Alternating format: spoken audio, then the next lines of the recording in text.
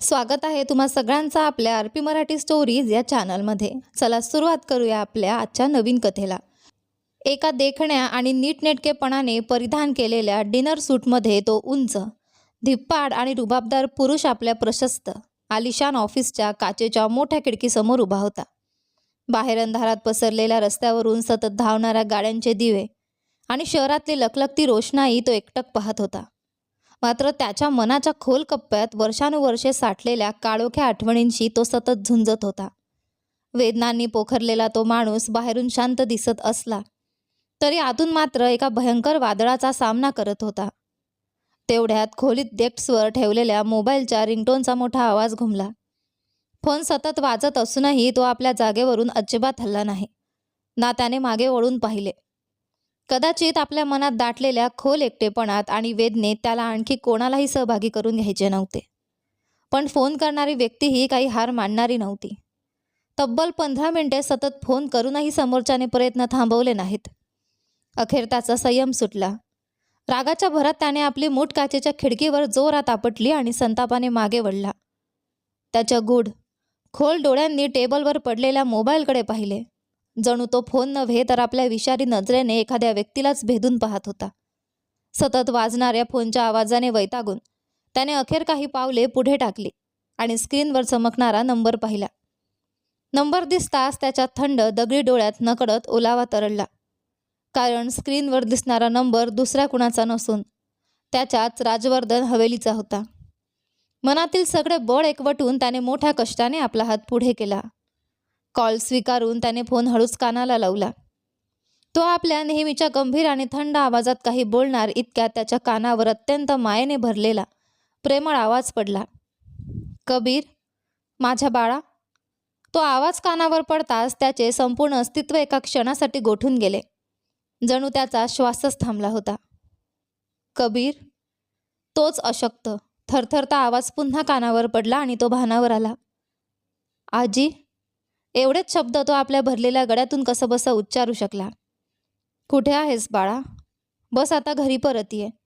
परत ये ना. सुमित्रा राजवर्धन यांच्या आवाजात आपल्या नातूला पुन्हा एकदा डोळ्यांसमोर पाहण्याची कित्येक वर्षांची तळमळ स्पष्ट जाणवत होती. तुझ्याशिवाय तुझी आजी अजिबात राहू शकत नाही. तू मला शिक्षा देतोयस आणि स्वतःलाही. अशा गोष्टीसाठी ज्या मुळात घडल्याच नाहीत. माझ्या बाळा, घरी परत ये. बस आता घरी परत ये. सुमित्रांच्या प्रत्येक शब्दातून आईची माया, वेदना आणि आपल्या मुलाला पुन्हा एकदा जवळ घेण्याची आस ओसंडून वाहत होती. पण दुसऱ्या बाजूला कबीर मात्र शांत होता. त्याच्या मनात वर्षानुवर्षे दडलेला राग आणि वेदना पुन्हा एकदा जाग्या झाल्या होत्या. 5 वर्षांपासून सुमित्रा राजवर्धन आपल्या रुसलेल्या, हट्टी आणि रागीट मुलाला पुन्हा घरी आणण्यासाठी अथक प्रयत्न करत होत्या. कित्येक वर्षांची तगमग त्यांच्या मनात साठून राहिली होती. एकदा तरी घरी ये बाळा. तुझ्या आजीला फक्त एकदा तुझा चेहरा पाहू दे. तुला हवं असेल तर मी श्रद्धाला काही दिवसांसाठी दुसरीकडे पाठवून देईन. ती हॉस्टेलमध्ये राहील. पण तू एकदा घरी ये. काही वेळासाठी का होईना, पण येऊन आपल्या आजीला तुझा चेहरा दाखव. 5 वर्ष झालीत रे बाळा, तुझ्या चेहऱ्याला या हातांनी स्पर्श करून. आपल्या नातवाला भेटण्यासाठी आसुसलेल्या सुमित्रा यांच्या आवाजात वेदना स्पष्ट जाणवत होती. यावेळी समोरून पूर्ण शांतता मिळाल्याने सुमित्रा यांनी आपल्या दुःखी हृदयावर दगड ठेवला आणि कबीरला हवेलीत परत येण्यापासून रोखणारी शेवटची व्यक्ती म्हणजे श्रद्धालाच काही दिवसांसाठी दूर पाठवण्याची तयारी दर्शवली. ठीक आहे आजी, मी उद्याच घरी परत येतो. काय? खरंच बोलतोयस ना बाळा? तिच्या आवाजात अचानक आनंदाची लहर उमटली. हो आजी, अगदी खरं. पण माझी एक अट आहे. कबीरने अत्यंत गंभीर आणि खोल आवाजात आपली अट सांगितली. हो हो, सांग ना बाळा. तुला जे हवं ते सांग. फक्त तू घरी परत ये. सुमित्रा आतुरतेने म्हणाल्या. आपल्या लाडक्या नातवाला पुन्हा एकदा डोळ्यांसमोर पाहण्यासाठी त्यांच्या वृद्ध डोळ्यांनी कित्येक वर्ष वाट पाहिली होती. त्यामुळे त्याची अट काय आहे हे ऐकण्याआधीच त्या त्याचं म्हणणं मान्य करण्यासाठी तयार झाल्या होत्या. मात्र कबीरने जेव्हा आपली भयंकर अट त्यांच्यासमोर ठेवली तेव्हा सुमित्रा यांच्या पायाखालची जमीनच सरकली. त्या काही क्षण स्तब्ध होऊन त्याच्याकडे ऐकत राहिल्या. आजी, तुम्हाला माझी अट मान्य आहे का? कबीरने पुन्हा विचारले. मला मान्य आहे. मी तुला अडवणार नाही. फक्त माझ्या बाळा, आता तू घरी परत ये.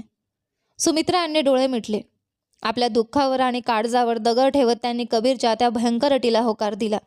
मात्र त्यांचा हा एक निर्णय श्रद्धाच्या आयुष्यात किती मोठं वादळ घेऊन येणार आहे, किती असह्य वेदना तिच्या वाट्याला येणार आहेत, याची त्यांना अजिबात कल्पना नव्हती.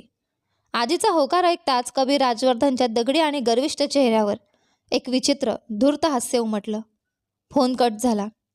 कित्येक वर्षानंतर त्याच्या भयचकित करणाऱ्या पण आकर्षक चेहऱ्यावर एक वेगळीच चमक होती. काहीतरी मिळवून घेतल्याची चमक, किंवा कदाचित एखाद्या निरागस आयुष्याला कायमचं उद्ध्वस्त करण्याच्या निर्दयी विचारांची चमक. श्रद्धा, मला तुझ्याबद्दल किती तीव्र आणि विषारी द्वेष आहे हे तुला अजून माहीत नाही. हा द्वेष तुझ्या संपूर्ण अस्तित्वात उतरवला नाही आणि माझ्या आयुष्यातील प्रत्येक क्षणाचा बदला घेतला नाही तर माझं नावही कबीर राजवर्धन नाही. तिकडे राजवर्धन हवेलीत सकाळपासूनच असामान्य लगबग सुरू झाली होती. नोकर चाकर आपापल्या कामात धावताना दिसत होते. घरातील प्रत्येक कोपरा स्वच्छ केला जात होता. अंगणात सुंदर रांगोळी काढली जात होती आणि देवघरात सकाळची पूजा, आरती आणि दिवा लावण्याची तयारी सुरू होती. सुमित्राजी स्वतः ओपन किचनमध्ये उभ्या राहून स्वयंपाक करणाऱ्या आचारीला सतत सूचना देत होत्या. तेवढ्यात विस्कटलेल्या केसांत आणि साध्या अस्ताव्यस्त रूपात श्रद्धा खाली आली. समोर सुरू असलेली एवढी लगबग पाहून ती आश्चर्यचकित झाली. ओपन किचनमधून सुमित्रा यांचा आचारीवरचा कडक आवाज स्पष्ट ऐकू येत होता. श्रद्धाने आश्चर्याने आजूबाजूला पाहिलं आणि हसत म्हणाली, वा आजी, आज तर खूपच जोरदार तयारी सुरू आहे.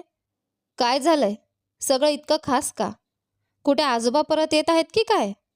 श्रद्धा हे सगळं अत्यंत कुतूहलाने पाहत सरळ किचनमध्ये आली आणि सुमित्रा यांच्याकडे पाहून हसत म्हणाली, अरे वा आजी, एवढी काय लगबग सुरू आहे? अगं वेडाबाई, सुमित्रा आजी अचानक भावूक होत म्हणाल्या, आजोबा जिथे गेले आहे ना तिथे आता मला जायचंच नाहीये. आजी, काय झालं तुम्हाला? मी तर फक्त गंमत करत होते. पण खरं सांगा ना, एवढी सगळी तयारी कशासाठी सुरू आहे? आणि इतके सगळे छान छान पदार्थ का बनवतायत? सुमित्रा यांच्या चेहऱ्यावर लगेच एक मनमोहक आनंदी हास्य पसरलं. माझा लाडका घरी परत येतोय. अरे वा, अमित येतोय? श्रद्धा आनंदाने म्हणाली. तिच्या निरागस मनाच्या कोपऱ्यातही असा विचार नव्हता की तिचा सर्वात मोठा शत्रू आणि तिचा जीव घेणा वैरी कधी या हवेलीत परत येऊ शकतो. अगं नाही ग, माझा कबीर येतोय, सुमित्रा यांनी अभिमानाने हसत सांगितलं. समोर ठेवलेल्या फळांच्या टोपलीतून एक लालबुंद सफरचंद उचलणाऱ्या श्रद्धाच्या हातातच ते थांबून राहिलं. तिचा सुंदर चेहरा क्षणार्धात फिकट पडला. तिच्या डोळ्यात भीती उतरली. कबीर? श्रद्धाच्या तोंडून त्याचं नाव ऐकताच तिच्या मनात वर्षानुवर्षे दडलेली भीती पुन्हा जागी झाली. श्रद्धा बेटा, तू जरा बाहेर जा, तुझे मोठे बाबा तुला बोलावत आहेत. एवढं म्हणत मितालीजींनी पटकन मध्ये पडून तिचं बोलणं थांबवलं.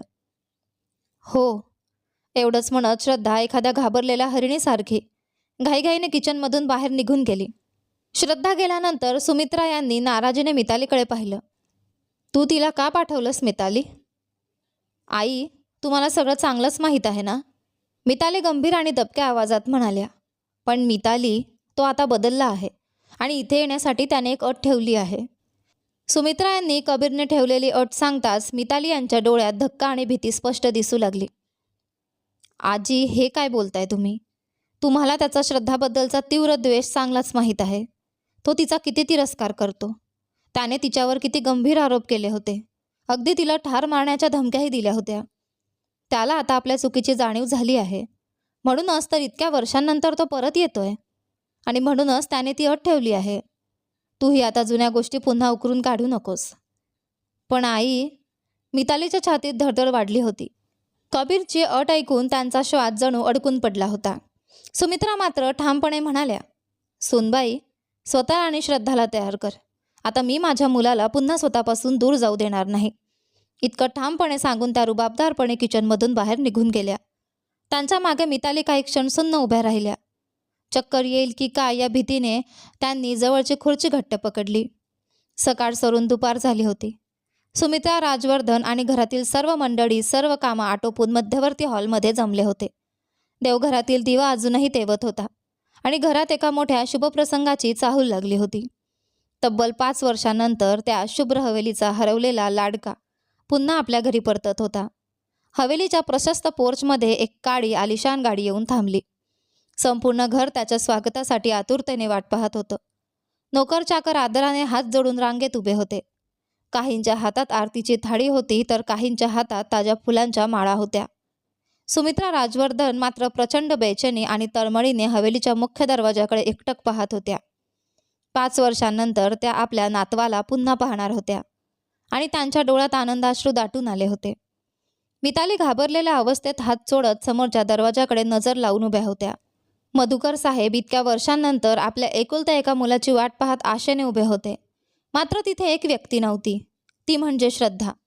कबीरचं नाव ऐकताच आजही ती भीतीने थरथर कापायची. आजही तिने कारण सांगून स्वतःला आपल्या खोलीच्या अंधारात लपवून ठेवलं होतं.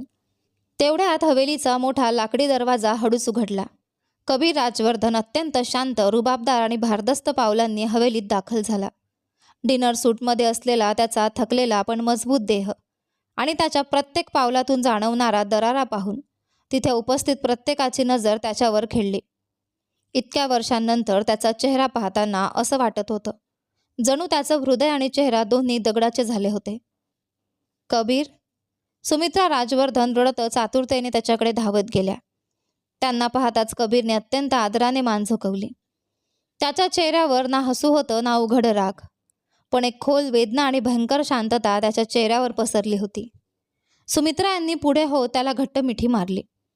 माझं बाळ, शेवटी तू आलास, माझ्या काळजाचा तुकडा. आई. कबीरच्या ओठांवरून फक्त एवढाच शब्द बाहेर पडला. घरातील सगळे जण त्याच्या भोवती जमा झाले. नोकरांनी आनंदाने त्याच्यावर फुलांचा वर्षाव केला. पण कबीरने अचानक हात उचलताच सगळे घाबरून एक पाऊल मागे सरकले. तो मात्र अत्यंत शांत आणि संयत आवाजात सर्वांना नमस्कार करून उभा राहिला. बाहेरून तो अगदी शांत दिसत होता, जणू त्याच्या मनात कोणतंही वादळ नव्हतं. पण त्याच्या डोळ्यांतील खोल अंधार आणि थंड नजर पाहणाऱ्याला क्षणभरही अस्वस्थ करून जायची. बाबा मधुकर साहेब मात्र आजही त्यांच्यासमोर 5 वर्षापूर्वीचा तोच लहानगा कबीर पाहत होते. कबीर काही क्षणांसाठी आपल्या वडिलांच्या मिठीत गेला, पण त्याच्या मनात एक गोष्ट अजूनही जिवंत होती. ज्या कठीण काळात त्याला आपल्या वडिलांच्या आधाराची सर्वाधिक गरज होती, त्याचवेळी त्याच्या सख्ख्या वडिलांनीही त्याला साथ दिली नव्हती. मितालीजी समोर त्याने केवळ औपचारिकपणे मान झुकवली. त्या पलीकडे काहीही बोलला नाही. सध्या त्याला या हवेलीत कोणताही तमाशा किंवा वाद नको होता. जेवण अगदी तयार आहे, तू आधी हातपाय धुवून ये, मग आपण सगळे मिळून जेवूया, सुमित्रा आजी प्रेमाने म्हणाल्या. पण कबीरने त्यांना मध्येच थांबवत शांत आवाजात सांगितलं, आजी, मला थोडा वेळ माझ्या खोलीत जाऊन आराम करायचा आहे. त्याच्या चेहऱ्याकडे पाहून सुमित्रा काही क्षण शांत राहिल्या. त्याच्या डोळ्यात भावनांचा लवलेशही नव्हता. ठीक आहे बाळा, जा फ्रेश हो आणि आराम कर, त्या हसत म्हणाल्या आणि प्रेमाने त्याच्या खांद्यावर हात ठेवला. कबीरने मात्र आपल्या वडिलांकडे किंवा मितालीजीकडे एकदाही पाहिलं नाही. तो सरळ वरच्या मजल्याकडे जाणाऱ्या पायऱ्यांकडे वळला, पण त्याची पावलं आपल्या खोलीकडे वळली नाहीत. तो उजव्या बाजूच्या त्या जुन्या गॅलरीकडे गेला, जिथून कित्येक वर्षांपूर्वी त्याच्या दिवंगत आईच्या खोलीतून येणारा तिच्या आवडीच्या सुगंधाचा दरवळ त्याला जाणवायचा. त्याने खोलीचा दरवाजा हळूच उघडला. आत मंद सोनेरी प्रकाश पसरला होता. समोरच्या भिंतीवर त्याच्या आईची, सुनीता राजवर्धन यांची एक मोठी हसतमुख छायाचित्र लावलेली होती. ज्या छायाचित्राला स्पर्श न करता तब्बल 5 वर्ष उलटली होती. मात्र कबीरची नजर त्या छायाचित्रावरून हळूहळू खाली आली आणि त्याच्यासमोर उभ्या असलेल्या एका मुलीवर स्थिरावली. ती कबीरच्या आगमनापासून पूर्णपणे अनभिज्ञ होती. तिच्या डोळ्यात अश्रू दाटले होते. एका हातात त्याच्या आईचा फोटो धरून ती तुटक भरलेल्या आवाजात काहीतरी बोलत होती. आज तुमचा मुलगा परत येतोय. तिने फोटोला अशा नजरेने पाहिलं जणू तिच्या निराधारपणाचा तोच शेवटचा आधार होता. तुम्हाला आमच्यापासून दूर जाऊन 5 वर्ष झालीत, पण तो माणूस आजही माझा तितकाच द्वेष करत असेल ना. काश तुम्ही आज जिवंत असता, कदाचित सगळं काही ठीक झालं असतं. दारात उभा असलेला कबीर तिचा प्रत्येक शब्द ऐकत होता आणि 5 वर्षांनंतर पहिल्यांदाच त्याची नजर श्रद्धा शर्मावर स्थिरावली होती. काकू. तिचा आवाज वेदनेने भरून आला होता. माझं कधीच असं काही करण्याचं उद्दिष्ट नव्हतं. जे काही घडलं ते मी कधीच घडवून आणू इच्छित नव्हते, पण ते माझ्यावर कधीच विश्वास ठेवणार नाहीत. त्याला माझं म्हणणं कधीच समजणार नाही. दारात कबीर शांतपणे उभा होता. तिच्या प्रत्येक शब्दाने त्याच्या कठोर हृदयात जणू एखादी धारदार सुई टोचली होती. क्षणभर त्याच्या मनात काहीतरी हललं, पण लगेचच त्याच्या चेहऱ्यावर पुन्हा तीच कठोरता, तोच दगडी भाव आणि निर्दयी शांतता परत आली. यावेळी कबीरने हळूहळू पण अत्यंत ठाम आणि गंभीर पावलं खोलीत टाकली. त्याच्या बुटांच्या आवाजाने श्रद्धा लगेच पाहणावर आली. ती दचकून वेगाने मागे वळली. समोर उभ्या असलेल्या व्यक्तीकडे पाहताच तिच्या चेहऱ्यावरची सगळी रंगत उडून गेली. तोच होता कबीर. आपल्या दिवंगत आईच्या खोलीत श्रद्धाला पाहून कबीर तिच्याकडे आपल्या भेदक आणि संतापलेल्या नजरेने पाहत होता. त्याची नजर पाहताच श्रद्धाच्या अंगातून जणू प्राणच निघून गेला. ती काही बोलून आपली बाजू स्पष्ट करणार इतक्यात कबीरने मोठमोठी पावलं टाकत क्षणात तिच्याजवळ पोहोचला. श्रद्धाचा श्वास अडकला. तो इतका जवळ उभा असल्याने तिला आपल्या डोळ्यांसमोर मृत्यूच उभा असल्यासारखं वाटलं. कबीरने संतापाने लाल झालेल्या डोळ्यांनी तिच्याकडे पाहिलं आणि कोणतीही दया न दाखवता तिच्या नाजूक मानेभोवती आपला मजबूत हात आवळला. श्रद्धाच्या डोळ्यात वेदना आणि घुसमट स्पष्ट दिसू लागली. माझं ऐक कबीर, ती आपल्या नाजूक हातांनी त्याची पकड सोडवण्याचा आटोकाट प्रयत्न करत म्हणाली. पण कबीरने तिचं एकही म्हणणं ऐकलं नाही. उलट त्याने तिच्या मानेवरील पकड आणखी घट्ट केली. श्वास घेण्यासाठी धडपडणाऱ्या श्रद्धाचे डोळे हळूहळू मिटू लागले. परिस्थिती हाताबाहेर जाण्याआधी कबीरने अचानक तिची मान सोडली. तो काही क्षण उशिरा थांबला असता तर श्रद्धाचा जीवही जाऊ शकला असता. कबीरने एक पाऊल मागे घेताच श्रद्धाने लगेच आपल्या मानेवर हात ठेवला आणि ती जोरजोरात खोकू लागली. तिच्या डोळ्यांतून वेदना आणि भीतीचे अश्रू सतत वाहत होते. तिची ती अवस्था पाहूनही कबीरच्या चेहऱ्यावर कोणतीही दया उमटली नाही. उलट तो थंडपणे तिच्याकडे पाहत राहिला आणि काही क्षणांनी मोठ्याने हसला. त्याने तिच्या गालांवरून ओघळणाऱ्या अश्रूंकडे अत्यंत तुच्छतेने पाहिलं. एवढंच? इतक्यातच संपलं तुझं नाटक? तो उपहासाने म्हणाला. मी जरा तुझा गळा दाबला आणि तुझे डोळे बाहेर येऊ लागले. श्वास घेता येईना म्हणून तू मरायला लागलीस. तो संतापाने तिच्याकडे झुकला. विचार कर श्रद्धा, नीट विचार कर. तुझ्यामुळे माझी आई या जगातून गेली. फक्त आणि फक्त तुझ्या हट्टामुळे. तुझ्या हट्टाग्रहामुळे माझ्या आईने मला उद्ध्वस्त अवस्थेत सोडून या जगाचा निरोप घेतला. त्याचा आवाज अधिकच कठोर झाला. आणि तू फक्त थोडासा गळा दाबला म्हणून एवढं नाटक करतेस? काय सिद्ध करू पाहतेस तू? शेवटी काय सिद्ध करायचं आहे तुला? त्याचा आवाज इतका संतापाने भरलेला होता की खोलीच्या भिंतींनाही तो आवाज हादरवत असल्यासारखा वाटत होता. मला माहीत आहे कबीर, माझ्याकडून चुका झाल्या आहेत, पण माझ्यावर विश्वास ठेव.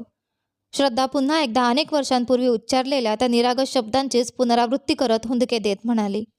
पण कबीरने तिचं म्हणणं ऐकून घेतलं नाही. तो पुन्हा तिच्या दिशेने पुढे सरकला. आता तो तिच्या इतका जवळ उभा होता की त्याच्या संतापाने भरलेल्या गरम श्वासांची झळ श्रद्धाच्या चेहऱ्यावर स्पष्ट जाणवत होती. माझी आई जिवंत असतानाही तू आणि तुझ्या आईने तुमच्या हट्टामुळे आणि घाणेरड्या कारस्थानांमुळे तिला कायम माझ्यापासून दूर ठेवलंत. तिचा अपमान केला, तिला कमी लेखलं. कबीरच्या डोळ्यात संतापाची आग भडकत होती. तू असा कोणता जादू केला होतास तिच्यावर, हे मला आजपर्यंत समजलं नाही. माझी आई स्वतःच्या सख्ख्या मुलाला विसरून तुझ्यासाठी एवढी का अस्वस्थ व्हायची? सतत तुझीच काळजी का करायची? तो रागाच्या भरात काय बोलत होता त्यालाही कदाचित भान नव्हतं. श्रद्धा मात्र स्तब्ध होऊन घाबरलेल्या नजरेने त्याच्याकडे पाहत राहिली. तिच्या डोळ्यात भीती होती, वेदना होती आणि त्याहूनही मोठी होती स्वतःचं सत्य त्याच्यापर्यंत पोहोचवण्याची असह्य धडपड. कबीरच्या तोंडून निघालेले ते विषारी आणि धारदार शब्द ऐकून श्रद्धा पूर्णपणे सुन्न झाली होती. तिचं मन अक्षरशः हादरून गेलं. तिने दोन्ही हातांनी आपले कान झाकले आणि रडत हुंदके देत विनवणी करू लागली. कबीर, प्लीज, एवढं काही बोलू नकोस. माझं मन फाटून जातंय. आत्ताच घाबरलीस? कबीरचा आवाज आणखी थंड झाला. अजून तर खूप काही बाकी आहे. मी तुझ्याशी लग्न करणार आहे श्रद्धा. श्रद्धाचे डोळे धक्क्याने विस्फारले. तिचे पायही थरथरू लागले. तू काय बोलतोयस? असं कधीच होऊ शकत नाही, ती प्रचंड आश्चर्य आणि धक्क्याने अडखळत म्हणाली. कबीरच्या डोळ्यात दिसणाऱ्या तीव्र द्वेषाने ती आतून क्षणाक्षणाला जळत असल्यासारखी होत होती. आयुष्यभर त्याच्यासोबत राहून आपलं संपूर्ण आयुष्य नरकासारखं होणार या विचारानेच तिच्या अंगावर काटा आला. कबीर तिच्याकडे रोखून पाहत म्हणाला. माझ्या आईच्या खोलीत उभी राहण्याची शिक्षा आता तुला आयुष्यभर माझ्यासमोर उभं राहून भोगावी लागेल. 5 वर्ष मी तुझ्यापासून दूर राहून एकटं राहून तुझा द्वेष केला, पण आता मी तुझ्या अगदी समोर राहून तुला माझ्या जवळ ठेवून तुझा द्वेष करणार आहे. तो क्षणभर थांबला. मी तुला कधीही दुसऱ्या कोणाची होऊ देणार नाही आणि माझ्या मनातला हा द्वेषही कधीच संपवणार नाही. कबीरच्या शब्दांनी श्रद्धाच्या आत काहीतरी तुटून विखुरलं. तो तिच्या आणखी जवळ गेला आणि अत्यंत हळू पण विषारी आवाजात तिच्या कानाजवळ कुजबुजला, आणि श्रद्धा, मी तुझा त्याहूनही कितीतरी जास्त द्वेष करतो. आपल्या या नव्या आयुष्याची सुरुवात यापेक्षा भयानक असूच शकत नाही. ओठांवर एक विषारी विजयी हास्य ठेवत तो तिच्याकडे काही क्षण तुच्छतेने पाहत राहिला. त्यानंतर त्याने रडत असलेल्या श्रद्धाचा नाजूक हात आपल्या मजबूत पकडीत घेतला आणि तिला जबरदस्तीने खोलीच्या दरवाजाबाहेर आणलं. खबरदार, पुन्हा कधीही माझ्या आईच्या या खोलीत पाऊल ठेवलंस तर. त्याची नजर संतापाने लाल झाली. पुन्हा एकदा तुला माझ्या आईच्या खोलीच्या आसपास सुद्धा पाहिलं तर लक्षात ठेव श्रद्धा, पुढच्या वेळी मी तुला जिवंत सोडणार नाही. तो संतापाने ओरडला आणि तिच्या तोंडावर दरवाजा जोरात बंद केला. दरवाजा बंद होताच कबीर काही क्षण त्याच दरवाजाकडे पाहत राहिला. त्यानंतर त्याने पाठीचा आधार दरवाजाला दिला आणि हळूहळू खाली जमिनीवर बसला. त्याच्या डोळ्यांतून अश्रू वाहू लागले. देवा, मी वाईट आहे, खूप वाईट आहे.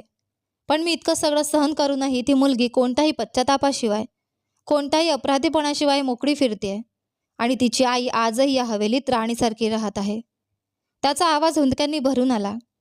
तो आपल्या मनात साठलेलं दुःख आणि संताप अश्रूंमधून बाहेर काढत राहिला. 5 वर्षांपूर्वी आपल्या आईच्या अंत्यसंस्कारांना अग्नी दिल्यानंतर अवघ्या 3ऱ्याच दिवशी त्याने ती हवेली सोडली होती. त्यानंतर तो कायमचा देशाबाहेर निघून गेला होता. पण आज 5 वर्षांनंतर तो पुन्हा त्याच हवेलीत परतला होता. आपल्या आईच्या मृत्यूचं सत्य शोधण्यासाठी आणि श्रद्धाकडून आपल्या मनात साठलेल्या प्रत्येक वेदनेचा हिशेब चुकता करण्यासाठी. आजी, बाबा, मिताली काकू आणि घरातील सगळ्यांनी किती विनवण्या केल्या, किती समजावलं तरी आपल्या आईच्या अचानक झालेल्या मृत्यूला जबाबदार असलेल्या त्या मुलीसोबत एकाच छताखाली राहणं कबीरला कधीच मान्य नव्हतं. गेल्या 5 वर्षात त्याने या निरागस मुलीचा अक्षरशः अमर्याद आणि विषारी द्वेष केला होता. मात्र आजीच्या भावनिक विनवण्या आणि आग्रहापुढे नाईलाजाने तो पुन्हा हवेलीत परतला होता. पण त्याच्या मनातले विचार आणि त्याचे हेतू अत्यंत धोकादायक होते. तो केवळ परत आला नव्हता, तर आपल्या मनात साठलेल्या प्रत्येक वेदनेचा आणि रागाचा हिशेब चुकता करण्यासाठी परतला होता. दुसरीकडे श्रद्धा रडत घाबरलेल्या अवस्थेत धावत आपल्या खोलीत पोहोचली. तिने दरवाजा बंद केला आणि लगेच त्याला पाठ लावून जमिनीवर बसली. तिच्या नाजूक मानेवर कबीरच्या बोटांचे खोल लालसर वरण स्पष्ट दिसत होते. तिचा श्वास अजूनही व्यवस्थित सुरू झालेला नव्हता आणि डोळ्यांतून वेदनेचे गरम अश्रू सतत ओघळत होते. देवा, मी असा कोणता अपराध केला आहे? आपलं संपूर्ण धैर्य एकवटून ती कसंबसं उठली आणि अडखडत आपल्या पलंगापर्यंत पोहोचली. खोलीचा दरवाजा बंद करताच तिच्या पायांनी अखेर साथ सोडली.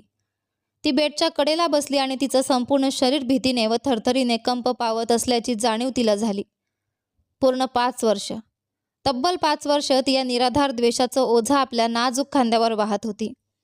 पण आज तोच द्वेष एका भयंकर वादळासारखा तिच्या आयुष्यात परतला होता. आधीपेक्षा कितीतरी पटीने विषारी, धोकादायक आणि आयुष्य उद्ध्वस्त करणारा. रडता रडता कोणत्या प्रहरी तिचे डोळे मिटले तिलाही कळलं नाही. रात्रभर तिला नीट झोप लागली नव्हती. सतत कूस बदलत असूनही पहाट होताच तिची झोप अचानक उघडली. तिने स्वतःमध्ये धैर्य एकवटलं, उठून आवरलं, कपडे बदलले आणि हळूहळू खाली आली. खाली येताच तिला राजवर्धन हवेलीचं वातावरण काहीसं बदललेलं आणि विचित्र जाणवलं. घरातील जवळजवळ प्रत्येकाच्या चेहऱ्यावर थोडीशी का होईना पण आनंदाची आणि समाधानाची झलक होती. मात्र 2 व्यक्तींच्या चेहऱ्यावर मात्र तणाव स्पष्ट दिसत होता. श्रद्धा जिन्याच्या मधोमध थांबली. डायनिंग टेबलवर बसलेल्या आपल्या आयुष्यातील सर्वात मोठ्या शत्रूला पाहताच तिच्या पायांखालची जमीनच सरकल्यासारखी झाली. कबीर राजवर्धन. तो अगदी शांत आणि निर्विकार चेहऱ्याने डायनिंग टेबलवर बसून नाश्ता करत होता. त्याच्या चेहऱ्यावर कोणतेही भाव नव्हते. सुमित्रा राजवर्धन मात्र प्रचंड आनंदाने त्याच्या ताटात गरमागरम पराठे वाढत होत्या. बाळा, तुला बटाट्याचे पराठे अजूनही खूप आवडतात ना? आता मला काहीच आवडत नाही, कबीर अत्यंत मंद आणि थंड आवाजात म्हणाला. त्याचा आवाज कठोर किंवा रागाने भरलेला नव्हता. उलट त्यात कोणतेही भाव नव्हते. तो आवाज इतका निर्विकार होता की सुमित्राजींच्या मनात क्षणभर अस्वस्थता दाटून आली. मितालीजींची नजर वारंवार जिन्याकडे जात होती. त्यांना चांगलंच माहीत होतं हवेलीत आलेलं हे वादळ अजून शांत झालेलं नव्हतं. उलट एखाद्या मोठ्या स्फोटापूर्वीची ही भयानक शांतता होती. श्रद्धाने मनात धैर्य एकवटलं आणि शेवटच्या पायरीवर पाऊल ठेवलं. तिच्या पावलांचा हलकासा आवाज डायनिंग टेबलपर्यंत पोहोचताच तिथे बसलेल्या प्रत्येकाची नजर क्षणार्धात तिच्याकडे वळली. श्रद्धा अत्यंत संकोचलेल्या आणि घाबरलेल्या अवस्थेत खाली उतरू लागली. तिचा सुंदर चेहरा रात्रभर रडल्यामुळे फिकट पडला होता आणि डोळे रडून सुजले होते. कबीरची नजर नकळत तिच्या विस्कटलेल्या आणि असहाय्य अवस्थेवर जाऊन स्थिरावली. त्याच्या डोळ्यांत पुन्हा एकदा तीच थंड, गूढ आणि न समजणारी भावना चमकून गेली. कबीरची नजर तिच्यावरच खिळली होती. त्या नजरेत विषारी द्वेषासोबतच आणखी एक अनोखी भावना दडली होती, जिची कबीर स्वतःशी कबुली देत नव्हता. श्रद्धाने लगेच मान खाली घातली. ती शांतपणे खुर्ची ओढून बसणार इतक्यात कबीरच्या गंभीर आवाजाने तिची पावलं तिथेच थांबली.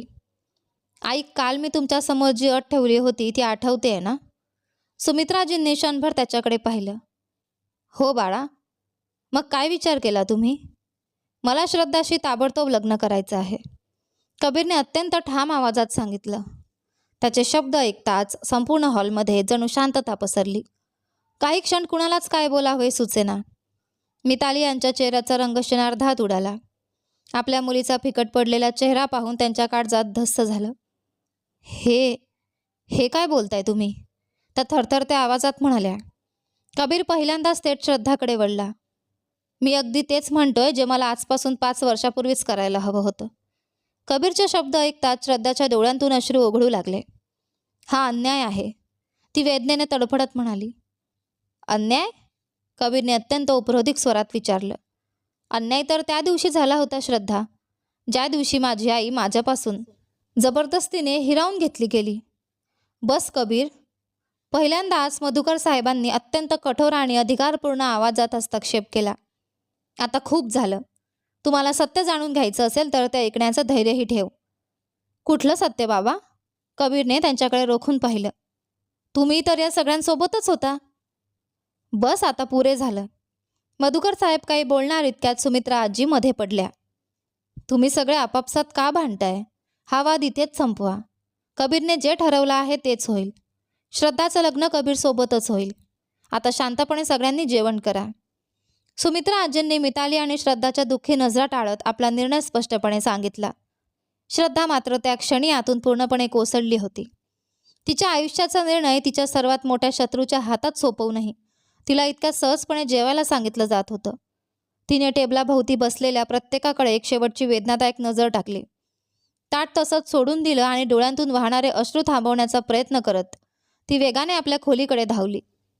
श्रद्धा बाळा, मधुकरजी तिला थांबवण्यासाठी उठणार इतक्यात सुमित्रा आजींनी त्यांचा हात पकडला. मधुकर, राहू दे. हे सगळं तिच्या चांगल्या भविष्यासाठीच आहे. ती अजून लहान आहे. तिला स्वतःचं चांगलं वाईट कळत नाही. दुपार होऊन गेली होती तरीही श्रद्धाची विचारपूस करण्यासाठी कुणीही तिच्या खोलीत आलं नव्हतं. इतकंच काय, तिची सख्खी आईसुद्धा तिच्याकडे येऊन असं काही होणार नाही असं सांगून तिला धीर देऊ शकली नाही.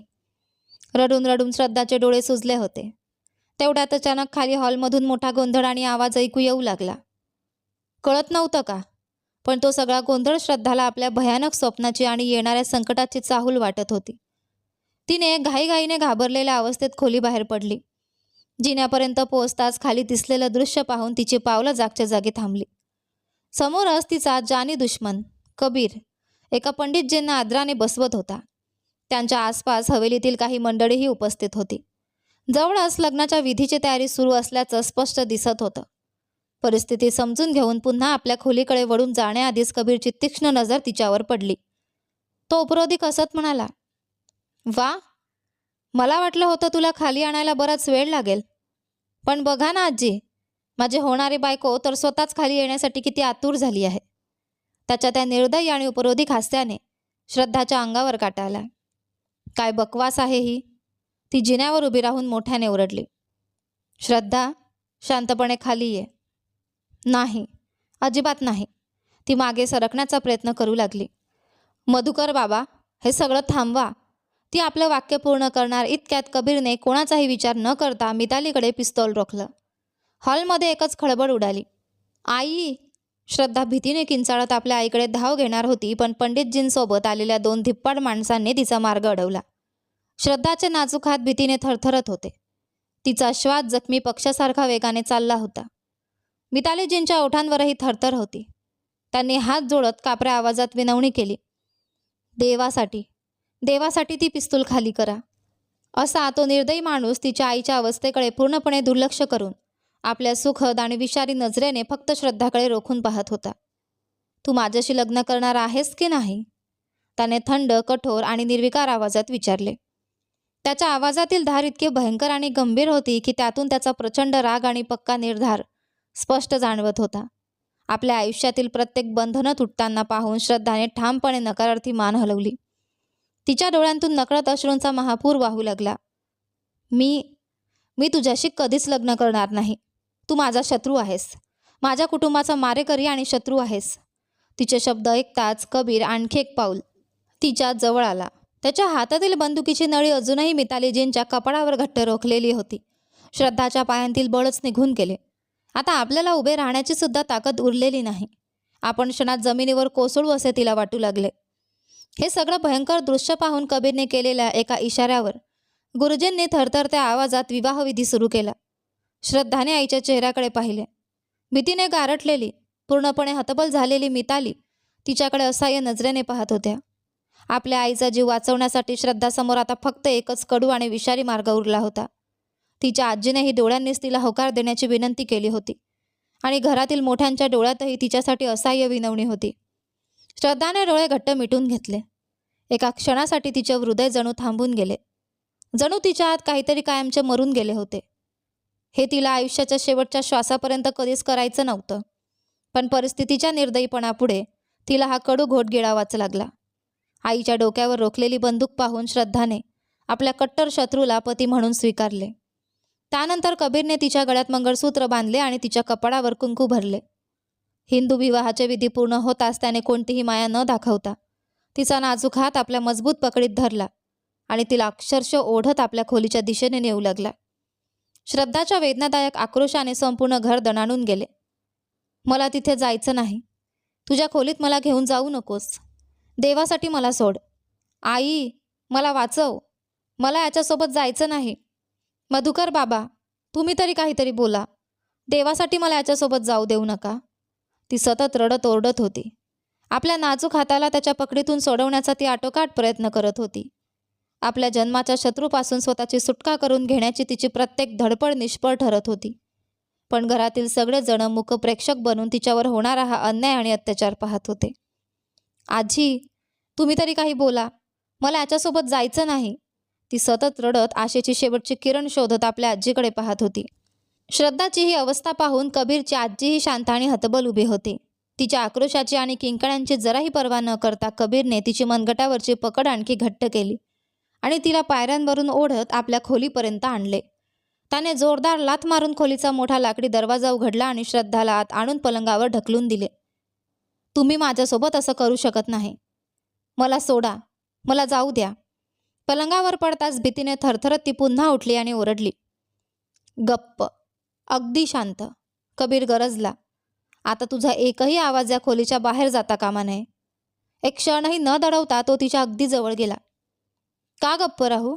का शांत राहू? माझ्यापासून दूर राहा. निघून जा इथून. तू माझ्याशी लग्न का केलंस? तू तर माझा तिरस्कार करत होतास. तुला तर मला जिवंत मारून टाकायचं होतं ना? मग माझ्याशी हे लग्न का केलंस? श्रद्धाने धापा टाकत पुढे होत कबीरच्या शर्टची कॉलर दोन्ही हातांनी घट्ट पकडली आणि रडत रडत त्याच्यावर प्रश्नांचा भडीमार सुरू केला. आपल्या मर्यादेत राहा. माझ्या कॉलरपर्यंत पोचणारे हे हात तोडायला मला एका सेकंदाचाही वेळ लागणार नाही. कबीरने रागाने फणफणत म्हणाला. त्याच्या डोळ्यात संतापाची तीव्रता उतरली होती. मग तोड माझे हात. गप्प का आहेस? तोड. का तोडत नाहीस? मला एकदाच मारून का टाकत नाहीस? मी तुझं काय बिघडवलंय? एका बाजूला तू माझा इतका तिरस्कार करतोस की माझा चेहरासुद्धा पाहणं तुला पाप वाटतं. मग दुसऱ्या बाजूला माझ्याशी लग्न का केलंस? सांग मला. माझ्याकडून तुला नक्की काय हवंय? श्रद्धा सतत त्याच्या छातीवर मुठी मारत आपल्या प्रश्नांची उत्तरं मागत होती. तू मला अपवित्र समजतोस ना? मला घाणेरडी आणि तुच्छ समजतोस ना? माझ्याशी तुझं फक्त शत्रुत्व आहे. मग? आपले कळवट शब्द पूर्ण करण्याआधीच कबीरने तिच्या कमरेभोवती हात घट्ट आवळला आणि तिला जबरदस्तीने स्वतःकडे ओढून घेतलं. क्षणार्धात श्रद्धा त्याच्या मजबूत छातीवर येऊन आदळली. तिने घाबरून तडफडत त्याच्यापासून दूर जाण्याचा प्रयत्न केला. पण कबीरची लोखंडासारखी घट्ट पकड इतकी कठोर होती की ती इंचभरही मागे सरकू शकली नाही. मला सोडा. ती पुन्हा काही बोलणार इतक्यात कबीरने तिचा आवाज थांबवण्यासाठी तिच्यावर आपला हक्क गाजवला. श्रद्धाचे डोळे भीती आणि धक्क्याने विस्फारले. तिने मान इकडे तिकडे हलवत स्वतःची सुटका करण्याचा निष्फळ प्रयत्न केला. कबीरने तिच्या मानेमागे हात ठेवून तिला आणखी जवळ ओढलं. काही क्षणांनंतर तो हळूहळू तिच्यापासून दूर झाला. मात्र त्याच्या हातांची पोलादी पकड अजूनही तिच्या थरथरणाऱ्या शरीरावर कायम होती. श्रद्धा धापा टाकत वेगाने श्वास घेत होती. तिच्या चेहऱ्यावर भीती, धक्का आणि असहाय्यता स्पष्ट दिसत होती. तिची अवस्था पाहून कबीरच्या चेहऱ्यावर एक विषारी उपहासात्मक हास्य उमटलं. त्याने एक भुवई उंचावत तिच्याकडे पाहिलं. इतकी हैराण का झालीस? तो थंडपणे म्हणाला. तुझा जन्माचा शत्रू आहे ना मी. तुझा जीव घ्यायचाच आहे मला. पण हो, माझी पद्धत थोडी वेगळी आहे. कारण तुझ्या जन्माचा शत्रू असण्यासोबतच आता मी तुझा कायदेशीर पतीही झालो आहे, कबीर उपहासाने म्हणाला. श्रद्धा त्याच्याकडे पाहत तडफडली आणि तुटलेल्या आवाजात म्हणाली, मी तुला कधीच माझा पती मानणार नाही. ती कसाबसा आपला श्वास सावरत राग आणि विनवणीच्या स्वरात बोलत होती. कबीर तिच्याकडे उपहासाने पाहत म्हणाला, तू मला मानतेस किंवा नाहीस त्याने काय फरक पडतो. आता आपल्या लग्नाची सत्यता बदलणार नाही. तुझ्या आयुष्यावर आता माझ्या नावाची छाप उमटली आहे आणि माझ्या आयुष्यात तू आली आहेस हीच गोष्ट तुझ्या मनावर कायमची कोरली जाईल. आपल्या शत्रूच्या मनात पूर्णपणे स्थान मिळवणं हीच तर माझ्यासाठी सर्वात मोठं जिंकणं आहे. कबीरच्या डोळ्यांतील विकृत समाधान आणि राग पाहून श्रद्धा घाबरून आणखी मागे सरकण्याचा प्रयत्न करू लागली. पण तो प्रत्येक क्षणी तिच्या आणखी जवळ येत होता. श्रद्धाने पूर्ण ताकदीने त्याला दूर ढकलण्याचा प्रयत्न केला. मात्र त्याच्या समोर तिची ताकद अगदीच अपुरी पडली. असं करू नकोस, मला सोड, देवासाठी मला सोड. ती सतत रडत आणि विनवत होती. पण तिच्या विनवण्यांकडे दुर्लक्ष करत कबीरचा राग अधिकच भडकत होता. प्लीज प्लीज माझ्यावर थोडी तरी दया कर, श्रद्धा अश्रूंनी विनवत होती. आता एक शब्दही बोलू नकोस, तो विषारी हास्य करत म्हणाला. श्रद्धा त्याला थांबवण्याचा आणि समजावण्याचा आटोकाट प्रयत्न करत होती. पण कबीर तिच्या प्रत्येक प्रयत्नाकडे तिची असहाय्यता म्हणून पाहत होता. तू असं कसं करू शकतोस? तू तर माझा इतका तिरस्कार करतोस ना? हो, कबीरचा आवाज पुन्हा कठोर झाला. तुझ्या कल्पनेपेक्षाही कितीतरी जास्त तिरस्कार करतो मी तुझा. मला तुझा तिरस्कार आहे, अतोनात तिरस्कार, तो विषारी आणि वेदनादायक स्वरात म्हणाला. आणि याच तिरस्काराच्या आगीत तुला जळताना पाहायचं आहे. प्रेम आणि आपुलकीमुळे लग्न झाल्यावर नवरा बायको एकमेकांच्या जवळ येतात. पण माझ्या मनात प्रेम नाही, फक्त तिरस्कार, राग आणि सूड आहे. त्या भावनांसोबत आयुष्य जगणं कसं असतं हे मला जाणून घ्यायचं आहे. श्रद्धाच्या डोळ्यात भीती स्पष्ट दिसत होती. तिच्या मनात जुन्या आठवणींचा एक कोपरा अचानक जागा झाला. कित्येक वर्षांपूर्वी आपल्या निरागस वयात तिने याच माणसासोबत प्रेमळ आयुष्याची स्वप्न पाहिली होती. पण आज तोच माणूस तिच्याबद्दल इतका द्वेष आणि अपमान व्यक्त करत तिच्या आयुष्यात जबरदस्तीने परतला होता, हे तिने कधी स्वप्नातही विचार केला नव्हता. त्या रात्री श्रद्धा भीती, वेदना आणि मानसिक धक्क्याने पूर्णपणे खचून गेली. तिच्या हुंदक्यांनी खोली भरून गेली. मात्र कबीर आपल्या मनातील वर्षानुवर्षांचा राग तिच्यावर काढून झाल्यानंतर तिच्या अवस्थेकडे दुर्लक्ष करून खोली बाहेर निघून गेला. सकाळी खिडकीतून आत येणाऱ्या सोनेरी सूर्यकिरणांनी खोलीच्या पडद्यांना स्पर्श केला. तेव्हा विस्कटलेली आणि पूर्णपणे खचलेली श्रद्धा हळूहळू जागी झाली. डोळे उघडताच संपूर्ण शरीरात वेदनेची तीव्र लहर जाणवली. त्या वेदनेकडे दुर्लक्ष करत ती सावकाश उठण्याचा प्रयत्न करू लागली. तेवढ्यात तिची नजर समोरच्या ड्रेसिंग टेबलवरील मोठ्या आरशावर पडली. स्वतःचं प्रतिबिंब पाहताच श्रद्धाच्या काळजात सर्र झालं. कालची निरागस, निष्पाप श्रद्धा आज कुठेच उरली नव्हती. तिच्या डोळ्यांतून अश्रू आपोआप वाहू लागले. तिला मोठ्याने रडावंसं वाटत होतं, पण आवाजही जणू घशात अडकून पडला होता. रडतेस? अचानक कबीरचा थंड आवाज ऐकू आला आणि श्रद्धा दचकली. तो खोलीच्या दुसऱ्या टोकाला उभा होता. नीटनेटका पोशाख केलेला कबीर आपल्या मोबाईलमध्ये व्यस्त होता. त्याने क्षणभर तिच्याकडे पाहिला आणि पुन्हा मोबाईलकडे नजर वळवली. जणू मागच्या रात्री त्यांच्यात काहीच घडलं नव्हतं. श्रद्धाने त्याच्या शब्दाला कोणतंही उत्तर दिलं नाही. तिने घाईघाईने आपल्या गालांवरून वाहणारे अश्रू पुसले आणि चादर स्वतःभोवती घट्ट गुंडाळून घेतली. कबीरच्या ओठांवर पुन्हा एक विषारी हास्य उमटलं. त्याने मोबाईल बाजूला ठेवला आणि सावकाश, जड पावलांनी तिच्या दिशेने चालायला सुरुवात केली. अरे अरे, बेबीला लाज वाटतेय का? कबीर उपहासाने हसत म्हणाला. माझी जान, यात लाजण्यासारखं काय आहे? तुझ्या शरीरावर दिसणारा या खुणा मीच दिल्या आहेत, मग त्या लपवून काय फायदा? आणि तुला माहिती आहे का श्रद्धा, तुझ्या डोळ्यांतून वाहणारे हे असहाय्य अश्रू पाहून मला खूप आनंद होतो. माहिती आहे काका? श्रद्धाच्या डोळ्यांतून अश्रूंचा ओघ थांबत नव्हता. त्याचे शब्द ऐकून तिच्या संतापाने जणू कानातून धूर निघत होता. कबीरचा अंदाज आणखी धोकादायक होत तिच्या जवळ येऊ लागला. तो इतका जवळ आलेला पाहून श्रद्धाने तिरस्काराने आपला चेहरा दुसऱ्या बाजूला वळवला. तिने चेहरा फिरवलेला पाहून कबीर उपहासाने हसला आणि तिची हनुवटी आपल्या बोटात पकडून जबरदस्तीने चेहरा आपल्याकडे वळवला. कारण तुझ्या डोळ्यांतून गळणारा प्रत्येक अश्रू मला आठवण करून देतो की माझी आई आज या जगात नाही आणि तिच्या मृत्यूला तू आणि तुझी आई जबाबदार आहात. श्रद्धाने कसबस अश्रूंचा पूर रोखला आणि एका झटक्यात त्याच्या हातातून आपला चेहरा सोडवून घेतला. तुझी एवढी हिंमत? ती संतापून ओरडली. कबीर पुन्हा तिच्याकडे झेपावणार इतक्यात श्रद्धा भीतीने मागे सरकली आणि म्हणाली, तू मला प्रत्येक क्षणी जिवंतपणी मारतोयस कबीर. पण लक्षात ठेव, ज्या आईचा बदला तू माझ्याकडून घेतोयस ना, ती तुझीच आई माझ्यावर खूप जास्त प्रेम करायची. तिला मी तिच्या स्वतःच्या मुलापेक्षाही जास्त प्रिय होते. तुला माहीत आहे का, त्याच आईचा एकुलता एक मुलगा आज किती निर्दयी बनला आहे. श्रद्धाचे शब्द ऐकताच कबीरच्या चेहऱ्याचा रंग संतापाने बदलला. त्याच्या डोळ्यात पुन्हा रागाची आग पेटली.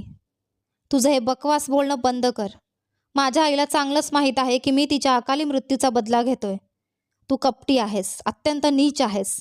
असं ओढत त्याने बाजूच्या टेबलवर ठेवलेला जड काचेचा दिवा उचलला आणि संतापाच्या भरात तो जमिनीवर आपटून फोडला. काचेचे तुकडे संपूर्ण खोलीत विखुरले. कबीरचा हा उन्मादी राग पाहून श्रद्धाच्या थरथरणाऱ्या ओठांवर एक कडवट हास्य उमटलं. स्वतःला सावरत ती शांतपणे वॉशरूमच्या दिशेने निघून गेली. या क्षणी त्या वॉशरूमपेक्षा सुरक्षित जागा तिच्यासाठी दुसरी कोणतीच नव्हती. बराच वेळ कबीर खोलीत संतापाने वस्तू फोडत राहिला. वॉशरूममध्ये बंद असलेली श्रद्धा काचेच्या वस्तू फुटण्याचे आवाज स्पष्ट ऐकत होती. पण तिने मुद्दाम बाहेर जाण्याचा प्रयत्न केला नाही. सध्या तरी तिला स्वतःला त्याच्या आणखी एका रागाचा आणि अत्याचाराचा बळी होऊ द्यायचं नव्हतं. बराच वेळ श्रद्धा बाहेर आली नाही. तेव्हा कबीरची अस्वस्थ पावलं आपोआप त्याच्या दिवंगत आईच्या बंद खोलीकडे वळली. कदाचित एकटेपणात आपल्या आईच्या छायाचित्रासमोर जाऊन तो मनसोक्त रडू इच्छित होता. सुमारे अर्ध्या तासानंतर बाहेरचे सगळे आवाज पूर्णपणे बंद झाल्याचं जाणवल्यावर श्रद्धा हळूहळू वॉशरूममधून बाहेर आली. ड्रेसिंग टेबलसमोर उभी राहून तिने आरशात आपला सुजलेला चेहरा आणि मानेवरच्या खुणा पाहिल्या आणि पुन्हा तिच्या डोळ्यांतून अश्रूंचा बांध फुटला. मी बाहेर कशी जाऊ? कुणाला माझी ही अवस्था दाखवू? या मोठ्या राजवर्धन हवेलीत माझं स्वतःचं असं कोण आहे? तिच्या मनात विचारांचा कल्लोळ सुरू झाला. सगळ्यांनी तर मला या निर्दयी माणसाच्या हवाली करून टाकलं. दोन्ही हातांनी चेहरा झाकून ती रडत रडत पुन्हा जमिनीवर बसली. बराच वेळ ती तिथेच बसून रडत होती. तेवढ्यात खोलीचा दरवाजा हळूच उघडला. काठीच्या आधाराने लंगडत चालत सुमित्रा राजवर्धन खोलीत आल्या. समोर जमिनीवर विस्कटलेली आणि रडणारी श्रद्धा दिसताच त्या आतून हादरून गेल्या. श्रद्धा, माझ्या मुली, हे काय झालं? तुझ्या चेहऱ्यावर आणि मानेवर या खुणा? सुमित्रा तिच्याकडे धावून गेल्या. श्रद्धाने अश्रूंमधून कडवट हसू दिलं. अरे वा आजी, एवढ्या का घाबरता? तुम्ही तर खुश व्हायला हवं. तुम्हीच तर माझं लग्न लावून दिलत ना. बघा मी किती आनंदी आहे. ती हसण्याचा प्रयत्न करत म्हणाली. बघा ना आजी, एका रात्रीत माझा चेहरा किती खुलून गेला आहे. माझ्याकडे बघा ना. असं म्हणत ती रडत उठली आणि सुमित्राजींचा चेहरा आपल्या हातात धरून आपल्याकडे वळवला. अरे माझी मुलगी. सुमित्राजींच्या डोळ्यात वेदना दाटून आल्या. बस करा आजी, श्रद्धा कळवटपणे म्हणाली. कुठली मुलगी? कुणाची मुलगी? तुमचं लेकरू तर फक्त तुमचा लाडका कबीर आहे ना. बघा तुमच्या लाडक्या मुलाने माझी काय अवस्था केली आहे. ती मानेकडे बोट दाखवत म्हणाली. एकदा नीट पहा आजी.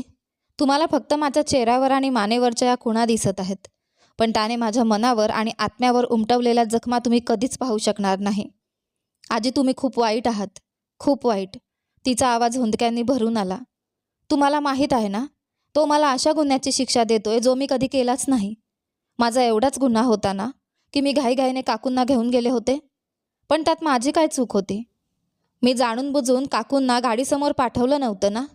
सुमित्राजींच्या डोळ्यात अश्रू जमा झाले. माझ्या मुली, मला माफ कर. प्लीज आजी, बस करा. श्रद्धा वेदनेने ओरडली. ही माफी कशासाठी? कुठल्या गोष्टीची माफी मागताय? बस करा. मी आत्तापर्यंत कोणताही गुन्हा न करता सतत माफी मागत आले आहे ना. पण आजपर्यंत माझं ऐकून तरी कोणी घेतलं आहे का? पण आता तुम्ही मला या नरकात ढकलून दिल्यानंतर माफी मागितलीत तर मी त्याला काय उत्तर देऊ? निघा इथून. तुम्ही फक्त कबीरच्या आजी आहात. मी तुम्हाला आत्तापर्यंत माझी आजी मानले. माझा तुमच्याशी आता कोणताही संबंध नाही आजी. प्लीज मला एकटं सोडा. नाही माझ्या मुली, माझं म्हणणं तरी ऐक. मी कबीरला समजावून सांगेन. सुमित्रांच्या वृद्ध डोळ्यांतून अश्रू वाहत होते. पण काय समजावणार आहात आजी? काय सांगणार आहात तुमच्या लाडक्या नातवाला की त्याने मला आणखी जखम्या द्याव्यात, माझ्यावर आणखी अत्याचार करावा? श्रद्धा आपलं वाक्य पूर्ण करणार इतक्यात बाहेरून मोठा आवाज ऐकू आला. तो आवाज ऐकताच कबीर खाली आला. समोर श्रद्धा सुमित्राजींशी वाद घालत असल्याचं पाहून तो एका क्षणात तिच्याजवळ पोहोचला. तिला सावरायलाही वेळ न देता त्याने तिचा हात पकडून तिला आपल्या जवळ ओढलं. सोड मला, श्रद्धा घाबरून ओरडली. सुमित्राजी भानावर येत लगेच पुढे आल्या. कबीर तिला सोड. आजी, माझ्या आजीशी अशा पद्धतीने बोलण्याची तिची हिंमत कशी झाली? कबीर संतापाने म्हणाला. आधी तिच्या हट्टामुळे आणि चुकीमुळे माझ्या आईचा जीव गेला. आता तुम्हाला काही होऊ देणार नाही. सुमित्राजी काही बोलण्याआधीच कबीर श्रद्धाला ओढत तिच्या जुन्या खोलीत घेऊन गेला. त्याने दरवाजा बंद केला आणि रागाच्या भरात तिला पलंगावर ढकललं. मला सोडा. आई, मला वाचवा. श्रद्धा किंचाळत होती, पण तिचा आवाज ऐकण्यासाठी त्या क्षणी तिथे कोणीच नव्हतं. सुमित्राजी बाहेरच असहाय्यपणे बसल्या होत्या आणि घरातील बाकीचे लोक कुठे होते हेही श्रद्धाला माहीत नव्हतं. तुला वाचवायला आता कोणीही येणार नाही, कबीर थंड उपहासाने म्हणाला. तुझ्या पतीपासून तुला कोण वाचवणार? विशेषतः जेव्हा तो आपल्या पत्नीला तिची जागा दाखवत असेल. श्रद्धा त्याच्याकडे भीतीने पाहत थरथरली. मग तू काय करतोयस? कबीरच्या चेहऱ्यावर थंड हास्य उमटलं. माझ्या पत्नीला धडा शिकवतोय. आजपासून माझ्या परवानगीशिवाय तू इथे काहीही करणार नाहीस. या खोलीबाहेर जाणं, माझ्या आईच्या खोलीजवळ जाणं, सगळ्यावर माझं नियंत्रण असेल आणि माझ्यामुळे तुला झालेल्या जखमा दाखवून घरात तमाशा करण्याचीही परवानगी तुला नाही. श्रद्धा काही बोलू शकली नाही. तिच्या डोळ्यात भीती आणि अश्रू होते. आजची रात्र तू कधीच विसरणार नाहीस, कबीर पुढे म्हणाला. तू माझी शत्रू आहेस आणि दुर्दैवाने माझी पत्नीही आहेस. हे सत्य तुला प्रत्येक क्षणी आठवत राहील. तो काही क्षण तिच्याकडे पाहत राहिला.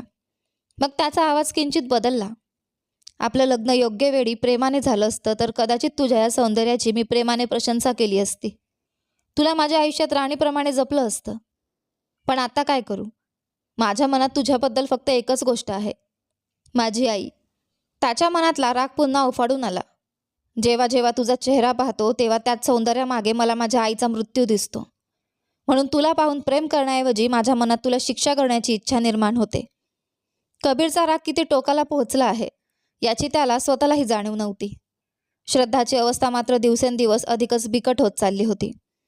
शेवटी तो तिथून निघून गेला. काही वेळाने कबीर परत आला तेव्हा श्रद्धा अजूनही पलंगावर वेदनेने आणि मानसिक धक्क्याने निश्चल पडली होती. कबीरने तिच्याकडे पाहिलं आणि काही क्षण शांत उभा राहिला. पुढच्या वेळी माझ्याशी अशा पद्धतीने वागण्याआधी 10 वेळा विचार कर, एवढंच म्हणत तो तिथून बाहेर निघून गेला. दरम्यान मितालीजी बराच वेळ लाऊंजमध्ये अस्वस्थपणे फेऱ्या मारत होत्या. कबीरला खोलीतून बाहेर जाताना पाहिलं आणि मनात शंकेची पाल चुकचुकल्याने ती धावत श्रद्धाच्या खोलीकडे गेली. तिने दरवाजाला हलकासा हात लावला आणि तो सहज उघडला. श्रद्धा, श्रद्धा, ती आत जात मोठ्याने हाक मारू लागली, पण समोरचं दृश्य पाहताच तिच्या तोंडून हृदय पिळवटून टाकणारी किंकाळी बाहेर पडली. तिची निष्पाप मुलगी पलंगावर पूर्णपणे खचलेली पडली होती. तिची अवस्था पाहून मितालीजींना क्षणभर काहीच सुचेना. ती धावत तिच्याजवळ गेली. श्रद्धा, माझ्या मुली, उठ बाळ, डोळे उघड. पण श्रद्धा शुद्धीत असती तर उठली असती ना. आपल्या लाडक्या मुलीची अशी अवस्था पाहून मितालीला स्वतःच्या अश्रूंवर नियंत्रण ठेवता आलं नाही. ती मुलीला कवटाळून तडफडत रडू लागली. काही वेळातच श्रद्धाला रुग्णालयात नेण्यात आलं. रुग्णालयाच्या कॉरिडॉरमध्ये त्यावेळी मृत्यूसारखी शांतता पसरली होती. मुलीची अवस्था कळताच शेखरजी पूर्णपणे गप्प झाले होते. ते नुकतेच परदेशातून परतले होते आपल्या पत्नी आणि मुलीला सरप्राईज देण्यासाठी. पण त्यांच्या डोळ्यांसमोर आलेलं वास्तव कोणत्याही सरप्राईजपेक्षा अधिक भयंकर होतं. मधुकर साहेबांना ऑफिसमध्ये फोन करून श्रद्धाची तब्येत अचानक बिघडल्याचं सांगण्यात आलं होतं. त्यांना अजूनही घडलेल्या खऱ्या घटनेची कल्पना नव्हती. त्यामुळे ते उलट सगळ्यांना धीर देत होते. तिकडे हवेलीत सुमित्राजींना नोकरांकडून श्रद्धासोबत नेमकं काय घडलं हे समजलं आणि त्यांची अवस्था सुन्न झाली. मिताली आपल्या मुलीची अवस्था पाहून अक्षरशः तुटून गेली होती. कसंबसं तिला कपडे घालून शेखर साहेबांच्या मदतीने रुग्णालयात आणण्यात आलं होतं. डॉक्टरांनी श्रद्धाला तातडीने आपत्कालीन विभागात नेलं होतं. बाहेर तिचे कुटुंबीय काळजीने उभे होते आणि 8 डॉक्टर तिचं आयुष्य वाचवण्यासाठी प्रयत्न करत होते. तेवढ्यात डॉक्टर आपत्कालीन विभागातून बाहेर आल्या. आम्ही तिचे आईवडील आहोत. मिताली आणि शेखरजी घाईघाईने पुढे होत म्हणाले. डॉक्टरांनी गंभीर चेहऱ्याने त्यांच्याकडे पाहिलं आणि म्हणाल्या, तुमच्या मुलीसोबत किती मोठा अन्याय झाला आहे याची तुम्हाला कल्पनाही आहे का?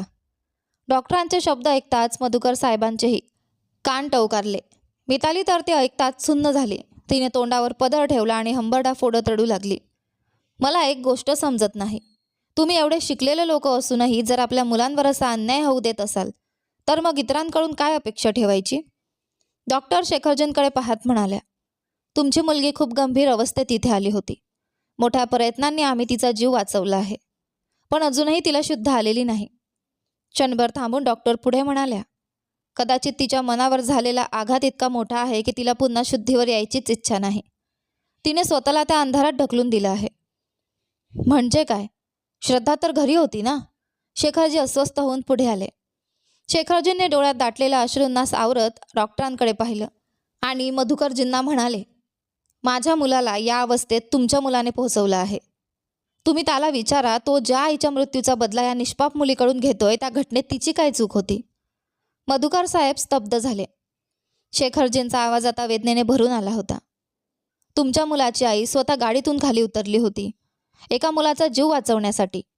माझ्या मुलीचा यात काय दोष होता? तिचा एवढाच अपराध होता की ती हट्टाने त्यांना सोबत घेऊन गेली होती. तुमचा मुलगा तिच्यावर सूड उगवत आहे. तुम्ही त्याला समजवायला हवं होतं. मितालीजींचा संयमही सुटला. त्या मोठ्याने रडू लागल्या. माझ्या मुलीने काय केलं होतं? तिचं आयुष्य का उद्ध्वस्त केलं त्याने? अजय मात्र शांत उभे होते. घरच्यांच्या सांगण्यावरून त्यांनी आत्तापर्यंत सगळं सहन केलं होतं, पण परिस्थिती एवढी भयंकर वळण घेईल याची त्यांना कल्पनाच नव्हती. डॉक्टर साहेब, प्लीज तुम्ही काहीही करा. माझ्या मुलीला पुन्हा आयुष्याकडे घेऊन या. प्लीज. मिताली रडत डॉक्टरांच्या पायाशी बसण्याचा प्रयत्न करू लागल्या. डॉक्टरांनी लगेच खाली वाकून त्यांना आधार दिला. प्लीज, स्वतःला सावरलं पाहिजे. सध्या तिच्यासाठी प्रार्थना करा. आईच्या प्रार्थनेत खूप ताकद असते. ती नक्की बरी होईल अशी आशा ठेवूया. मग त्यांनी शेखर साहेबांकडे पाहिलं. आपण माझ्यासोबत या. काही गोष्टींची माहिती आणि कागदपत्रांची आवश्यकता आहे. डॉक्टर शेखरजींना आपल्या कॅबिनमध्ये घेऊन गेल्या. मितालीजी मात्र तिथे जमिनीवर कोसळल्या. हे सगळं ऐकून मधुकर साहेबांचे हातपाय सुन्न झाले होते. आपलाच मुलगा एवढ्या टोकाला जाऊ शकतो यावर त्यांचा विश्वास बसत नव्हता. त्यांनी लगेच खिशातून मोबाईल काढला आणि कबीरला फोन केला. मात्र कबीरचा फोन सतत बंद येत होता. मधुकर साहेबांना कबीरला शक्य तितक्या लवकर समोर उभं करून त्याच्याकडून जाब विचारायचा होता. त्यांनी लगेच कबीरच्या वैयक्तिक सहाय्यक आरवला फोन केला. कबीर कुठे आहे? फोन उचलताच आरव म्हणाला, साहेब सर काही वेळापूर्वी आपल्या एका मित्रासोबत मुंबईला जाण्यासाठी निघाले आहेत. काय म्हणतोयस? तो काही वेळापूर्वी तर घरी होता. साहेब मला स्वतः सरांनीच काही वेळापूर्वी फोन करून सांगितलं होतं, पण त्यानंतर माझाही त्यांच्याशी संपर्क होत नाही. मधुकरजींचा आवाज कठोर झाला. आरव, काहीही करून त्याच्याशी संपर्क साध. त्याला सांग त्याने ताबडतोब परत यावं. 3 आठवडे उलटून गेले होते. कबीर मुंबईला परतल्यानंतर सुरुवातीचे काही दिवस तो आपल्या आईच्या मृत्यूचा बदला घेतल्याच्या अहंकारात जगत होता. पण जसजसे दिवस पुढे गेले तसतसा त्याच्या मनातील अपराधीपणा त्याला आतून पोखरू लागला. त्याचं स्वतःचं मन त्याला सतत दोष देत होतं. त्यामुळे परत जाण्याची हिंमतही तो गोळा करू शकत नव्हता. त्याने मोबाईल सतत बंद ठेवला होता. त्या दिवशीही तो अनेक तास उपाशी राहिल्यानंतर जेवायला बसला होता. पण घास तोंडात टाकणार इतक्यात श्रद्धाच्या वेदनादायक किंकाळ्या आणि हुंदक्यांचे आवाज पुन्हा त्याच्या कानात घुमू लागले. कबीरने वैतागून डोकं धरलं. काय संकट आहे हे? ही मुलगी माझा पाठलाग का सोडत नाही? मी असंही काय केलं तिच्यासोबत? ती वारंवार माझ्या स्वप्नात आणि विचारांत का येते? तो स्वतःशीच पुटपुटला. मी फक्त माझा हक्क घेतला एवढंच ना? मी तिच्यावर काही अन्याय केला नाही. पण स्वतःच्या मनाला दिलेला हा खोटा दिलासा त्याचं अंतर्मन स्वीकारायला तयार नव्हतं. कबीर स्वतःशीच बोलत राहिला.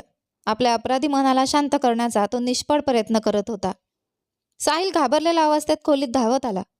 अरे कबीर, उठ लवकर कर. आपल्याला आत्ताच इथून निघायचं आहे. साहिलने लगेच अटॅची उघडली आणि त्याचे कपडे आत ठेवू लागला. अरे काय झालं? एवढीही काय घाई आहे? कबीर वैतागून म्हणाला. आपल्याला अजून आठवडाभर इथे थांबायचं होतं. काही समजत नाहीये मला. फक्त एवढंच कळतंय की आपण आत्ताच्या आत्ता निघायचं आहे. पण अचानक असं काय झालं? आणि आत्ताच प्रवास करण्याची माझ्यात ताकद नाही. साहिलचा चेहरा गंभीर झाला. कबीर, मधुकर अंकलना हार्ट अटॅक आला आहे. ते हॉस्पिटलमध्ये ॲडमिट आहेत. आत्ताच तुझ्या सेक्रेटरीचा मला फोन आला. काय? कबीरच्या चेहऱ्यावरचा रंगच उडाला. काय म्हणतोस तू? असं कसं होऊ शकतं? तो एका झटक्यात पलंगावरून उठला. साहिल गंभीर आवाजात म्हणाला, गेल्या 2 आठवड्यांपासून ते सतत तुझ्याशी बोलायचा प्रयत्न करत आहेत. तुला परत बोलावत आहेत. तू मागे नेमकं कोणतं वादळ उभं करून आलास हे मला माहीत नाही. पण आता वेळ घालवू नकोस. लवकर निघ. कबीरच्या काळजात धस्स झालं. आईनंतर बाबा, त्यांनाही मी गमावू शकत नाही. त्याने नकारार्थी मान हलवली. मोबाईल आणि पाकिट उचललं आणि खोलीबाहेर धावत सुटला. शक्य तितक्या लवकर तो साहिलसोबत जयपूरला पोहोचला. हॉस्पिटलच्या कॉरिडॉरमध्ये पाऊल ठेवताच त्याच्या चेहऱ्यावरची चिंता स्पष्ट दिसत होती. तिथे आरव त्याची वाट पाहत उभा होता आणि त्याने त्याला पुढचा मार्ग दाखवला. कबीर हॉस्पिटलच्या खासगी विभागात पोहोचला. आत प्रवेश करताच समोर मधुकर साहेबांना व्यवस्थित उभं पाहून त्याचा जीव भांड्यात पडला. बाबा, बाबा तुम्ही ठीक आहात ना? तो जवळ जात त्यांना वेड्यासारखा स्पर्श करून पाहू लागला. पण त्याला पुढे काही विचारण्याची संधी मिळण्याआधीच मधुकरजींनी त्याच्या गालावर जोरदार थप्पड मारली. कबीर अवाक होऊन त्यांच्याकडे पाहत राहिला. बाबा, तो काही बोलणार इतक्यात दुसरी थप्पड त्याच्या दुसऱ्या गालावर बसली. खबरदार, मधुकरजी गरजले. मला बाबा म्हणू नकोस. एका निष्पाप मुलीचं आयुष्य उद्ध्वस्त करणारा माणूस माझा मुलगा असूच शकत नाही. बाबा, पण झालं तरी काय? मला तरी सांगा. तुला पाहायचं आहे ना तू काय केलंयस?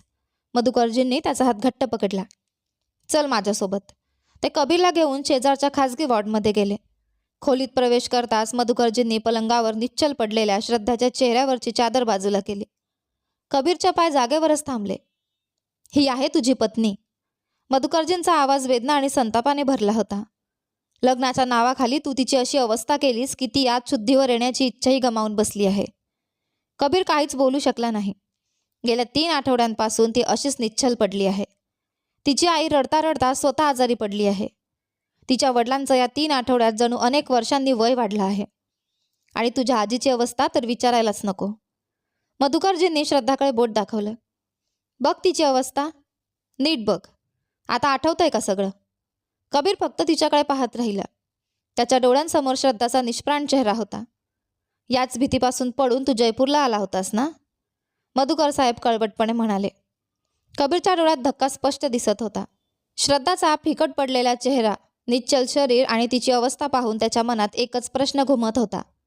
मी हे काय केलं? मधुकर साहेबांचा आवाज आता दुःखाने भरून आला. ज्या गोष्टीचा बदला घेण्यासाठी तू या मुलीला वर्षानुवर्ष त्रास दिलास, त्या घटनेची तुला फक्त एक बाजू माहीत होती. ते काही क्षण थांबले. ती मुलगी फक्त हट्टाने तुझ्या आईला आपल्यासोबत घेऊन गेली होती. पण तिने असं कोणतंही चुकीचं कृत्य केलं नव्हतं. उलट एका मुलाचा जीव वाचवण्यासाठी तुझी आई स्वतः गाडीसमोर गेली आणि त्या अपघातात तिचा मृत्यू झाला. कबीरच्या चेहऱ्यावर अपराधीपणाची छटा उमटली. श्रद्धाचा यात काहीच दोष नव्हता. ती तर फक्त ATM मधून पैसे काढायला गेली होती. तुझ्या आईला तिथेच थांबायला सांगून ती काही वेळासाठी दूर गेली होती. पण तू गेली 5 वर्ष एका गैरसमजावर तिच्याबद्दल द्वेष मनात साठवत राहिलास. मधुकर साहेबांचा आवाज कठोर झाला. आणि परत आलास तेव्हाही काय केलंस? लग्नाच्या नावाखाली तिच्यावर ही क्रूरता केलीस. कबीरने मान खाली घातली. तुला माहीत आहे का? मधुकर साहेब म्हणाले. तुझी आई श्रद्धाला लहानपणापासूनच आपल्या घरची सून म्हणून पाहायची. मला वाटलं होतं तुमचं लग्न झालं तर तिच्या आत्म्याला शांती मिळेल. पण जर मला किंचितही कल्पना असती की तू इतका निर्दयी होशील तर मी तुला या हवेलीची दारही ओलांडू दिली नसती. मधुकर साहेबांनी श्रद्धाकडे एक वेदनादायक नजर टाकली आणि मग कबीरकडे वळले. शेखरची ही अवस्था खूप वाईट आहे. तो मला वारंवार एकच सांगत आहे. श्रद्धाला तुझ्या नावाच्या या नात्यातून मुक्त कर. कदाचित तिच्या मनाला थोडा आधार मिळेल आणि ती पुन्हा शुद्धीवर येईल. त्यांचा आवाज आता थरथरत होता. शक्य तितका लवकर हे नातं संपव. माझ्यासाठी माझा मुलगा 3 आठवड्यांपूर्वीच मेला आहे. हे बोलून मधुकर साहेब काहीही न बोलता खोलीबाहेर निघून गेले. कबीरच्या डोळ्यांतून नकळत अश्रू वाहू लागले. त्याने पलंगावर पडलेल्या श्रद्धाच्या चेहऱ्याकडे पाहिलं. कधी काळी सतत हसणारी, निरागसपणे खळखळून हसणारी श्रद्धा कुठेतरी हरवून गेली होती. त्याने थरथरत्या हाताने तिचा निश्चल हात हातात घेतला. श्रद्धा. कित्येक दिवसांनी त्याने तिचं नाव इतक्या मृदू स्वरात उच्चारलं होतं. त्याचा आवाज भरून आला. मी तुझा गुन्हेगार आहे. त्याच्या काळजात वेदना उसळली. जर तुला शुद्ध आली नाही तर मी स्वतःला तुझा गुन्हेगार नाही तर तुझा मारेकरी समजेन. देवा, मला माफ कर. श्रद्धा, मला माफ कर. त्या दिवसानंतर कबीर कुठे गेला याची कोणी चौकशी केली नाही. मात्र तो सतत हॉस्पिटलच्या फेऱ्या मारत राहिला. मधुकरजींनी त्याला श्रद्धाच्या जवळ जाण्यास सक्त मनाई केली होती, पण कबीर त्यांच्या पायांवर पडला. श्रद्धाला शुद्ध येईपर्यंत मला तिच्यापासून दूर करू नका, प्लीज. शेवटी त्याला हॉस्पिटलमध्ये राहू देण्यात आलं. तो रात्रंदिवस श्रद्धाच्या जवळ बसून राहायचा. तासनतास तिची माफी मागायचा. कधी तिच्या हातावर हलकेच हात ठेवायचा तर कधी तिच्याकडे पाहत शांतपणे रडायचा. त्याच्या मनातलं हे अपराधीपण प्रेम होतं की पश्चाताप हे त्यालाही कळत नव्हतं, पण त्याची तीव्रता मात्र प्रचंड होती. काही दिवसांनी डॉक्टरांनी सांगितलं की श्रद्धाच्या प्रकृतीत थोडी सुधारणा होत आहे. आणि मग एक दिवस दीर्घ काळानंतर श्रद्धाच्या पापण्या हळूहळू हलल्या. तिने सावकाश डोळे उघडले. सुरुवातीला तिला फक्त छत दिसत होतं. हळूहळू तिच्या जाणीवा परत येऊ लागल्या. आपण जिवंत आहोत याची तिला जाणीव झाली. तिने मान वळवली. जवळच एका खुर्चीवर कबीर बसला होता. त्याची वाढलेली दाढी, चेहऱ्यावरचा थकवा आणि डोळ्यांखालील काळी वर्तुळे पाहून तो पूर्वीचा तोच कबीर वाटत नव्हता. तोच कबीर ज्याने तिचं आयुष्य उद्ध्वस्त केलं होतं. श्रद्धाने डोळे उघडल्याचं कबीरच्या लक्षात येताच तो क्षणभर स्तब्ध झाला. तो तिला एकटक पाहत राहिला. त्याच्या डोळ्यात अश्रू तरळले आणि तो लगेच उठून उभा राहिला. श्रद्धा. श्रद्धाने मात्र लगेच आपली नजर दुसरीकडे वळवली. श्रद्धा, तू ठीक आहेस ना? तुला शुद्ध आली? तो एक पाऊल तिच्या दिशेने पुढे झाला. थांब. श्रद्धाचा आवाज ऐकताच कबीरचे पाय जागेवरच थांबले.